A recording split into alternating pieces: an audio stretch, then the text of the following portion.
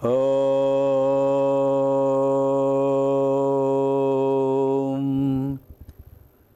శ్రీ గురుభ్యో నమః. వక్రతుండ మహాకాయ కోటి సూర్య సమప్రభ నిర్విఘ్నం కురు మే దేవ సర్వకార్యేషు సర్వదా.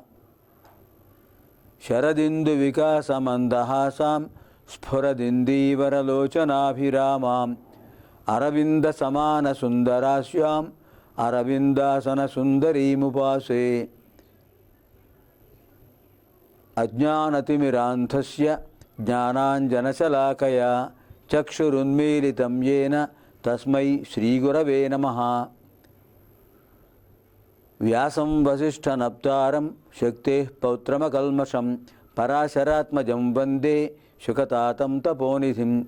శృతిస్మృతిపురాణానాం ఆలయం కరుణాలయం నమామి భగవత్పాదం శంకరం లోకశంకరం. నారాయణం నమస్కృత్య నరం చైవ నరోత్తమం దేవీం సరస్వతీం వ్యాసం తతో జయముదీరయేత్. అష్టాదశ పురాణేషు వ్యాసస్య వచనద్వయం పరోపకారః పుణ్యాయ పాపాయ పరపీడనం. మద్వయం భద్వయం చైవ భ్రత్రయం వచతుష్టయం అనాపలింగకూస్కాని పురాణాని పృథక్ పృథక్. అష్టాదశ మహాపురాణాంతర్గత శ్రీ మార్కండేయ మహాపురాణ ప్రవచన కార్యక్రమాయ సర్వేభ్యః సందర్శక మహాశయేభ్యః సంస్కృత భాషా జిజ్ఞాసుభ్యశ్చ శుభస్వాగతం. కేయూరాణి న భూషయంతి పురుషం హారాన చంద్రోజ్వలాః న స్నానం న విలేపనం న కుసుమం నాలంకృతా మూర్ధజాః. వాణ్యేకా సమలంకరోతి పురుషం యా సంస్కృతా ధార్యతే క్షీయంతేఖిలభూషణాని సతతం వాగ్భూషణం భూషణం. పఠామి సంస్కృతం నిత్యం వదామి సంస్కృతం సదా ధ్యాయామి సంస్కృతం సమ్యక్ వందే సంస్కృతమాతరం. సంస్కృతస్య ప్రసారాయ నైజం సర్వం దదామ్యహం సంస్కృతస్య సదా భక్తః వందే సంస్కృతమాతరం. సంస్కృతస్య కృతే జీవన్ సంస్కృతస్య కృతే యజన్ ఆత్మానమాహుతం మన్యే వందే సంస్కృతమాతరం. పాణినిం సూత్రకారం చ భాష్యకారం పతంజలిం వాక్యకారం వరరుచిం ప్రణతోస్మి మునిత్రయం. నృత్తావసానే నటరాజరాజః ననాదఢక్కాం నవపంచవారం ఉద్ధర్తుగామః సనకాదిసిద్ధాన్ ఏతద్విమర్శే శివసూత్రజాలం. ह्यः कार्यक्रमे प्राणायाम ध्यान वैशिष्ट्यं विदितम्. अद्य तदभ्यासे विशिष्टविषयाः अध्येतव्याः. నిన్నటి రోజు కార్యక్రమంలో మదాలసాదేవి అదర్కుడికి చెప్పినటువంటి అష్టాంగ యోగంలో ప్రాణాయామ స్థితి ఏ విధంగా పొందాలి, ప్రాణాయామాన్ని ఎలా అభ్యాసం చేయాలి అనే విషయం తెలుసుకున్నాం. ఇవాళ ప్రాణాయామ అభ్యాసంలో విశిష్ట గుణాలేమిటి, ఏ విధంగా సులభంగా ప్రాణాయామాన్ని అభ్యాసం చేయవచ్చు అనే విషయం తెలుసుకుందాం. సుదీర్ఘమైన ఉచ్ఛ్వాస నిశ్వాసాల వల్ల నాడీ స్పందన స్పష్టంగా ఉంటుంది. యాంత్రికమైనటువంటి ఉచ్ఛ్వాస నిశ్వాసాలు సుదీర్ఘంగా ఉండవు. అంటే మూలాధార స్థితి నుంచి ఉచ్ఛ్వాస నిశ్వాస ఆ చక్రాలపై కూడా ప్రభావం చూపించాలి. అలా చూపించినప్పుడే అది సుదీర్ఘమైన ప్రాణాయామం అవుతుంది. నాడీ స్పందన స్పష్టంగా ఉంటుంది. యాంత్రికంగా జరిగేది కేవలం కంఠస్థానం వరకు, కంఠస్థానంలో ఉన్న వాయునాళం భాగం వరకు కూడా వస్తుంటుంది. అంతవరకే ఉచ్ఛ్వాస నిశ్వాస ఉద్గతం నిర్గతం అవుతూ ఉంటుంది. అటువంటి దానివల్ల స్పష్టమైనటువంటి నాడీ స్పందన ప్రతిస్పందన తెలియదు. అంటే శరీరంలో నాడులు తమ ధర్మాన్ని తాము చక్కగా నిర్వర్తించాలంటే సుదీర్ఘమైన ప్రాణాయామం, సుదీర్ఘమైనటువంటి ఉచ్ఛ్వాస, సుదీర్ఘమైనటువంటి నిశ్వాస ఉండాలి. అది ప్రయత్నపూర్వకంగా చేస్తే తప్ప రావు, ప్రయత్నంతో చేస్తేనే వస్తాయి. మామూలుగా గాలి పీల్చడం, గాలి విడిచిపెట్టడంతో అది నిజమైన సుదీర్ఘమైన శ్వాస కాదు. సుదీర్ఘమైన శ్వాస లేనప్పుడు మనకి నాడీ మండల ధర్మం, నాడీ మండల వ్యవస్థ సరిగ్గా పనిచేయదు. నాడీ మండల వ్యవస్థ సరిగ్గా పనిచేయాలంటే ఉచ్ఛ్వాస నిశ్వాస సుదీర్ఘమై ఉండాలి. సుదీర్ఘమై ఉన్నప్పుడే పంచప్రాణాలు తమ ధర్మాన్ని తాము నిర్వర్తిస్తాయి. మూలాధార స్థితమైనటువంటి అపానవాయువు తన ధర్మం తాను నిర్వహించాలి. ఏమిటి దాని ధర్మం? సకాలంలో మలమూత్ర విసర్జనకు అది తన బలం, తన ఒత్తిడి కలుగు చేయాలి. ఆ ఒత్తిడి కలుగజేసే శక్తి అపానవాయువుకు మాత్రమే ఉంది. అపానవాయువు అక్కడ మలమూత్ర విసర్జన స్థానంలో ఆ రెండిటికి సరైన ఒత్తిడి కలిగించినప్పుడే అవి బహిర్గతం అవుతాయి. మూలాధార చక్రం అంటే అది శక్తి కేంద్రం సరిగ్గా పనిచేసినప్పుడు, దాని చేత పనిని సరిగ్గా చేయించగలిగే శక్తి అపానవాయువుకు ఉన్నప్పుడు విసర్జక వ్యవస్థ సరిగ్గా పనిచేస్తుంది. లేకపోతే మలమూత్ర విసర్జనకు ఆటంకం కలుగుతుంది. దానివల్ల అనారోగ్యం ఏర్పడుతుంది. అది ఆ ధర్మాన్ని నిర్వర్తించాలంటే సుదీర్ఘమైన ఉచ్ఛ్వాస, సుదీర్ఘమైన నిశ్వాస ఉండాలి. మరి రెండవది ఏమిటి? స్వాధిష్టానం. మూలాధారం సరిగ్గా విసర్జన స్థానంలో ఉంటుంది, మల విసర్జక స్థానం. మూత్ర విసర్జక స్థానం దగ్గర ఉండేది స్వాధిష్టానం. మూలాధారం పృథ్వీతత్వం, ఘనతత్వం. స్వాధిష్టానం జలతత్వం. ఈ స్వాధిష్టాన చక్రం మూత్ర విసర్జనకు తన ధర్మాన్ని, తన ఒత్తిడిని కలుగజేస్తుంటుంది. మూలాధారం, స్వాధిష్టానం ఈ రెండు చక్రాలకు ఒత్తిడి కలిగించేది అపానవాయువు. ఈ రెండు శక్తి కేంద్రాలను చక్కగా పనిచేయింపజేసేది అపానవాయువు. అది ఆ వాయువు అక్కడ ఉన్నంత వరకు దాని పేరు అపానవాయువు. తర్వాత సమాన వాయువు ఉంది. నాభిస్థానంలో సమాన వాయువు. ఈ నాభిస్థానంలో ఉన్న చక్రానికి పేరు, శక్తి కేంద్రానికి పేరు మణిపూరకము, మణిపూరక చక్రం. ఈ మణిపూరక చక్రం చేసే పని ఏమిటంటే జఠరాగ్నిని ప్రజ్వరిల్లజేస్తూ ఉంటుంది. జఠరాగ్ని నాభిస్థానంలో ఉంటుంది. ఈ నాభిస్థానంలో జఠరాగ్ని ఉన్నప్పుడే ఆ జఠరాగ్ని ప్రజ్వరిల్లో చేసి శరీరానికి తగిన ఉష్ణోగ్రతను పంపిస్తుంది, సరఫరా చేస్తుంది వ్యానము అనే వాయువు ద్వారా. వ్యానము అనే వాయువు నఖశిఖ పర్యంతం, కాలి గోటి నుంచి చుట్టూ చివరి వరకు కూడా మొత్తం సంచరిస్తూ ఈ మణిపూరక చక్రం అందిస్తున్నటువంటి, జఠరాగ్ని ద్వారా అందిస్తున్నటువంటి ఉష్ణోగ్రతను శరీరం అంతటా సమానంగా పంచుతూ ఉంటుంది. ఆ ఉష్ణోగ్రతను శరీరం అంతా కూడా సరైన విధంగా ఉంచుతూ ఉంటుంది, ప్రసరింపజేస్తూ ఉంటుంది. అందుచేత ఈ వాయువు చేసే పని మణిపూరక చక్రం దగ్గర ఉండేటటువంటి సమానము అనే వాయువు ఉష్ణోగ్రతను సమానంగా పంచుతుంది కనుక దాని పేరు సమానము. శరీరానికి కావలసినటువంటి ఉష్ణోగ్రతను, వెచ్చదనాన్ని నఖశిఖ పర్యంతం దేహం అంతా కూడా సమానంగా ప్రసరింపచేస్తుంది కనుక దాని పేరు సమాన వాయువు. ఇది మణిపూరక చక్రానికి శక్తిని అందిస్తూ ఉంటుంది. ఆ శక్తి కేంద్రానికి శక్తిని అందిస్తూ ఉంటుంది. మణిపూరక చక్రం సరిగ్గా పనిచేయడానికి తగిన ఒత్తిడి కలిగిస్తుంటుంది సమాన వాయువు.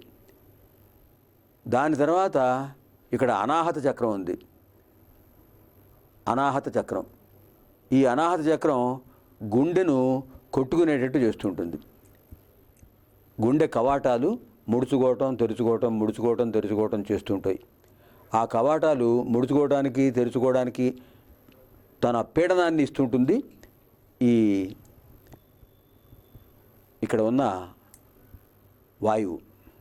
అదే ప్రాణవాయువు. చాలా ముఖ్యమైనది. గుండె స్పందన లేకపోతే మనిషి జీవాన్ని పోగొట్టుకున్నట్టే.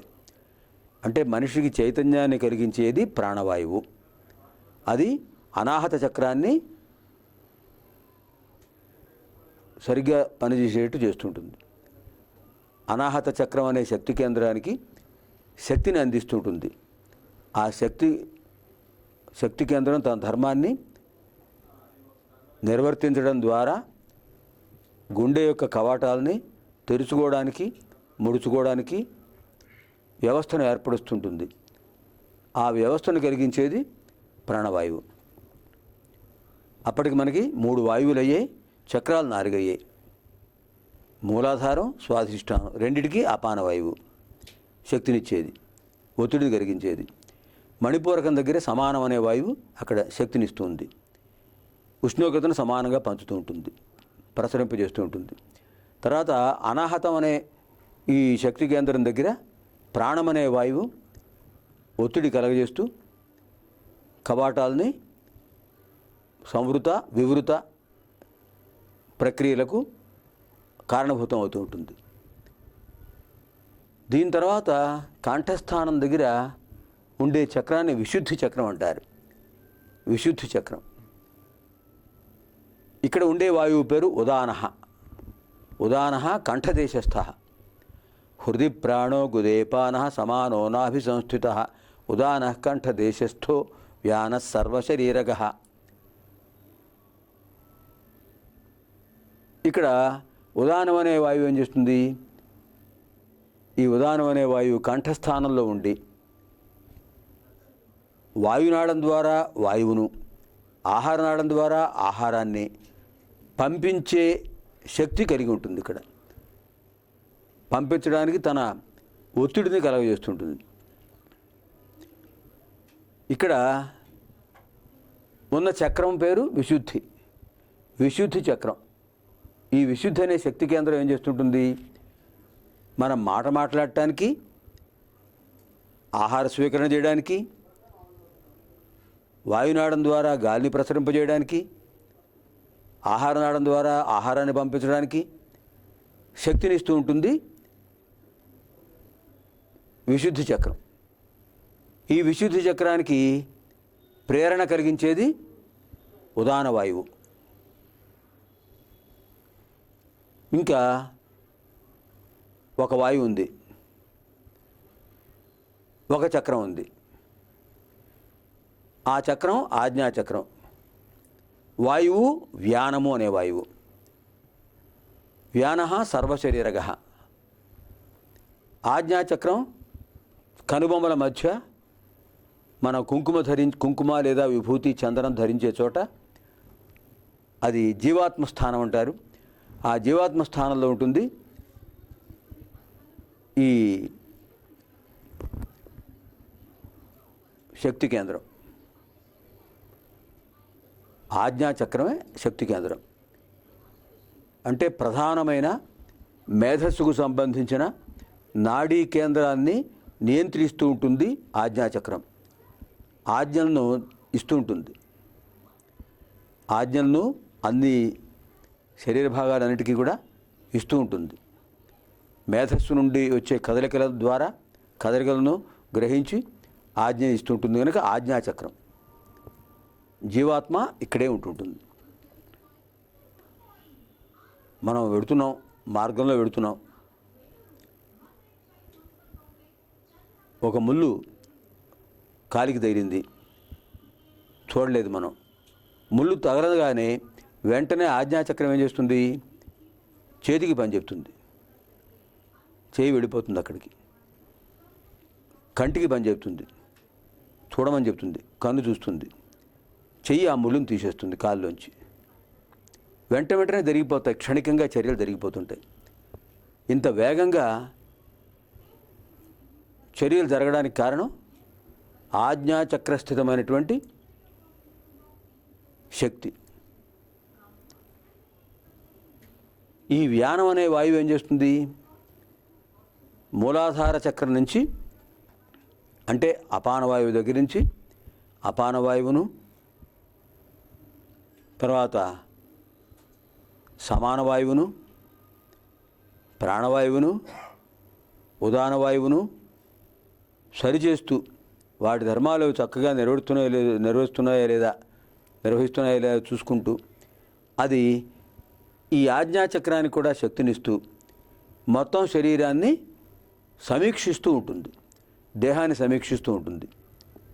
ఇన్ని ప్రక్రియలు శరీరంలో నిరంతరం జరుగుతూ ఉంటుంటాయి. ఇది ఒక యంత్రం. ఈ యంత్రాన్ని నడిపించేవాడి సహస్రార చక్రంలో ఉన్న పరమాత్మ.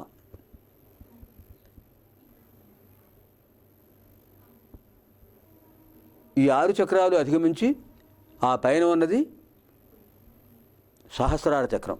అర అంటే దడం, సహస్రార అంటే 1000 దళములు. 1000 దళములు, 1000 రేఖలు కలిగిన పద్మం వికసించి ఎలా ఉంటుందో ఆ విధంగా అక్కడ సహస్రార చక్రం అలా వికసించి ఉంటుంది. ఆ సహస్రార చక్రంలో ఉండేది పరమాత్మ స్థానం. ఈ జీవాత్మకు సంకేతాన్ని, జీవాత్మ అన్నిటికీ ఆజ్ఞలు ఇవ్వడానికి శక్తినిచ్చేది సహస్రారంలో ఉన్న పరమాత్మ స్థితి. అందుకనే దేహో దేవాలయ ప్రోక్త జీవో దేవ సనాతన అని చెప్పారు. ఈ దేహం దేవాలయం.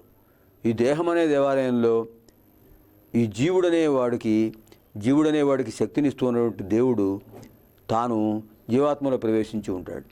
జీవాత్మలో ఉన్న శక్తి ఆయనే. సర్వశక్తి స్వరూపిణి ఆ పరంజ్యోతి స్వరూపిణి. ఈ విధంగా పంచవాయువులు, షట్చక్రాలు పనిచేస్తూ ఉంటాయి.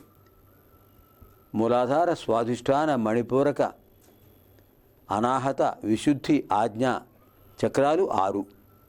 ఈ 6 చక్రాలని సమీక్షిస్తూ ఉండే వాయువులు, వాటికి శక్తినిస్తుండే వాయువులు, పీడనం కలిగిస్తూ ఉండే వాయువులు అపాన, సమాన,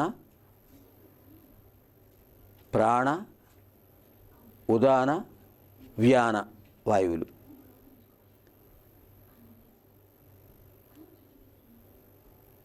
జీవోత్క్రమణ చేసినప్పుడు ఈ 5 వాయువుల్లో ఏ వాయువు ఎటైనా వెళ్ళిపోవచ్చు. నాభికి దిగువ ఉన్న వాయువులన్నీ కూడా కింద నుంచి వెళ్ళిపోతాయి. నాభికి పైన ఉన్నటువంటి వాయువులు ఉన్నాయి. ప్రాణ, సమాన వాయువులు 2 కూడా పైనుంచి వెళ్ళిపోతాయి. సామాన్యంగా యోగాభ్యాసం చేసే వాళ్ళకు, ప్రాణాయామాన్ని అభ్యాసం చేసే వాళ్ళకు జీవోత్క్రమణం అనేది పైనుంచి జరుగుతుంది. సహస్రారంలోంచి యోగులు జీవోత్క్రమణ చేసేస్తారు. అంటే ఏ బ్రహ్మరంధ్ర స్థితిలోంచి ఆ భగవంతుడు, ఆ సృష్టికర్త వాయువును ప్రవేశింపజేశాడు, చైతన్యాన్ని ప్రవేశింపచేశాడు, జీవాన్ని ప్రవేశింపజేశాడు, ఆ స్థానంలోంచే జీవోత్క్రమణ జరుగుతుంది. అలా చేయగలగడం యోగులకు మాత్రమే సాధ్యం. యోగేన అంతే తనుత్యజాం అని చెప్పాడు మహాకవి కాళిదాసు. యోగేన అంతే తనుత్యజాం, అంతే చివరి క్షణాల్లో వృద్ధాప్యం వచ్చేసి మృత్యువు సమీపించిన తర్వాత యోగేన యోగాభ్యాసంతో సహస్రార చక్రంలోంచి, బ్రహ్మరంధ్రంలోంచి జీవోత్క్రమణ చేసి దేహాన్ని విడిచిపెడతారు యోగులు. అది యోగులకు మాత్రమే సాధ్యము. రామకృష్ణ పరమహంస, వివేకానంద స్వామి, స్వామి రమణ మహర్షి, దయానంద స్వామి, శివానంద మహర్షి, వీళ్ళందరూ కూడా, అరవింద యోగి, ఈ మహానుభావులందరూ కూడా ఆ విధంగా యోగశక్తితో జీవోత్క్రమణ చేసిన వాళ్ళే. ఆ పై భాగంలోంచి వెళ్ళిపోతుంది. అది యోగ సాధన ద్వారా మాత్రమే సాధ్యమవుతుంది. దానికి సహకరించేది వ్యానము అనే వాయువు.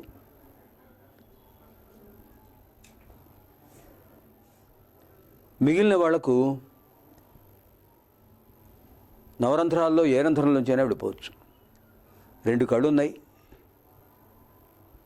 2 చెవులున్నాయి, 2 నాసికారంధ్రాలు ఉన్నాయి, నోరుంది, మలమూత్ర ద్వారాలున్నాయి. ఈ నవరంధ్రాల్లోంచి ఇటైనా విడిపోవచ్చు. యోగాభ్యాసం చెయ్యని వాళ్ళకి, ప్రాణాయామ అభ్యాసం చెయ్యని వాళ్ళకి. అందుచేత మదాలస ఏం చెప్పిందంటే, నాయన ప్రాణాయామం అభ్యసించాలి. ప్రాణాయామాన్ని అభ్యసిస్తే తప్పకుండా నువ్వు గొప్ప యోగి అవుతావు. యోగీశ్వరుడికి మళ్ళీ జన్మ అనేది ఉండదు, కైవల్య ప్రాప్తి ఉంటుంది, జనన మరణ రాహిత్య స్థితి కలుగుతుంది. దానికోసమే అందరూ ప్రయత్నం చేస్తూ ఉంటారు. అది నువ్వు చిన్నప్పుడే ఇప్పటి నుంచి నువ్వు అభ్యాసం చేస్తే తప్పకుండా నువ్వు ఆ పారమ్య స్థితిని చేరుకోవచ్చు అని మదాలసాదేవి అలర్కుడికి చెప్పింది. చెబుతూ ఆ తల్లి ఏం చెప్పిందంటే, నాయన నీకు ముందు యమ నియమ ఆసన ఇంతవరకు చెప్పాను. తనను తాను నిగ్రహించుకోవడం యమం, కొన్ని నియమాలను పాటించడం నియమం, ఆసన పద్మాసనం లేదా వజ్రాసనం లేదా సుఖాసనం, దానిపై ఆ ఆసనంలో ఎక్కువసేపు కూర్చుని ప్రాణాయామ స్థితికి ప్రాణాయామ ప్రక్రియను అభ్యాసం చేయటం. ఈ 3 జాగ్రత్తగా అభ్యాసం చేస్తే వీటి ద్వారా ప్రాణాయామ అభ్యాసం చేయొచ్చు. ప్రాణస్య ఆయామ ప్రాణాయామ, యాంత్రికంగా జరిగే ఉచ్ఛ్వాస నిశ్వాసాలని ప్రయత్నపూర్వకంగా సుదీర్ఘమైన ఉచ్ఛ్వాస నిశ్వాసాలు చేయటం. ప్రయత్నపూర్వకంగా ఎక్కువసేపు గాలి పీల్చడం అనేది పూరకం అంటారు. గాలి పీల్చిన తర్వాత ఆపటం కుంభకం. ప్రయత్నపూర్వకంగా ఎక్కువసేపు నెమ్మదిగా గాలి విడిచిపెట్టడం అది రేచకం. పూరకం అంటే పూరించటం, కుంభకం అంటే ఆపటం, రేచకం అంటే విడిచిపెట్టడం. విడిచిపెట్టిన తర్వాత శూన్యస్థితిలో ఉంచడం శూన్యకం. ఈ 4టికి కూడా కొన్ని సమయాలు నియమించాలి, కొన్ని సమయాలు పాటించాలి. ఉచ్ఛ్వాస పూరకం. ప్రాణాయామ ప్రక్రియ ఏది చేసినా కూడా కళ్ళు మూసుకుని చేయాలి. శ్వాస మీద ధ్యాసయే ధ్యానము. ఇది పతంజలి చెప్పిన యోగ సూత్రం. ఉచ్ఛ్వాస ఎలా జరుగుతోంది గమనిస్తూ ఉండాలి, పూరకం. తర్వాత కుంభకం ఎలా జరుగుతోంది గమనించాలి, రేచకం ఎలా జరుగుతుంది, ఎంతసేపు జరుగుతుంది గమనించాలి, శూన్యకం ఎంతసేపు చేస్తున్నావు గమనించాలి. ఇలా ప్రయత్నపూర్వకంగా మనల్ని మనం గమనించుకుంటూ మన లోపల జరుగుతున్నటువంటి యాంత్రికమైనటువంటి ప్రాణాయామ ప్రక్రియను పరిశీలిస్తూ, ఇంతసేపు చేస్తున్నాను, ఇంతకంటే ఎక్కువసేపు చేయగలనా లేదా అని అంతకంటే ఎక్కువసేపు చేయడానికి ప్రయత్నం చేయడం, ఇది ధ్యానానికి దారితీస్తుంది. అంటే మనస్సు దాని మీదే ఉంటుంది, దృష్టి దాని మీదే ఉంటుంది, మనస్సులో మరో ఆలోచన రాదు. అది ఏకాగ్రత సిద్ధికి ఒక సోపానం. ఇది మదాలస అలర్కుడికి చెప్పింది. ఇంకా ఈ సుదీర్ఘమైనటువంటి ప్రాణాయామం 6 చక్రాలని కూడా ఉద్బుద్ధం చేస్తుంది. 6 చక్రాలని ఎలా ఉద్బుద్ధం చేస్తుంది అనేది రేపటి కార్యక్రమంలో మనం అధ్యయనం చేద్దాం. అపుత్రా పుత్రిణస్సంతు పుత్రిణస్సంతు పౌత్రిణః అథనా సథనా సంతు జీవంతు శరదాం శతం సర్వేత్ర సుఖినస్సంతు సర్వే సంతు నిరామయాః సర్వే భద్రాణి పశ్యంతు మా కశ్చిత్ దుఃఖభాగ్ భవేత్. ఓం పూర్ణమదః పూర్ణమిదం పూర్ణాత్ పూర్ణముదచ్యతే పూర్ణస్య పూర్ణమాదాయ పూర్ణమేవావశిష్యతే. సహనావవతు సహనౌ భునక్తు సహ వీర్యం కరవావహై తేజస్వినావధీతమస్తు మా విద్విషావహై. అసతో మా సద్గమయ తమసో మా జ్యోతిర్గమయ మృత్యోర్మా అమృతం గమయ. ఓం శాంతి శాంతి శాంతి. దివ్యాం భవ్యాం సుబోధాం చ శుద్ధాం అర్థప్రదాయినీం జననీం బహుభాషాణాం వందే గీర్వాణ భారతీం. స్వస్తి.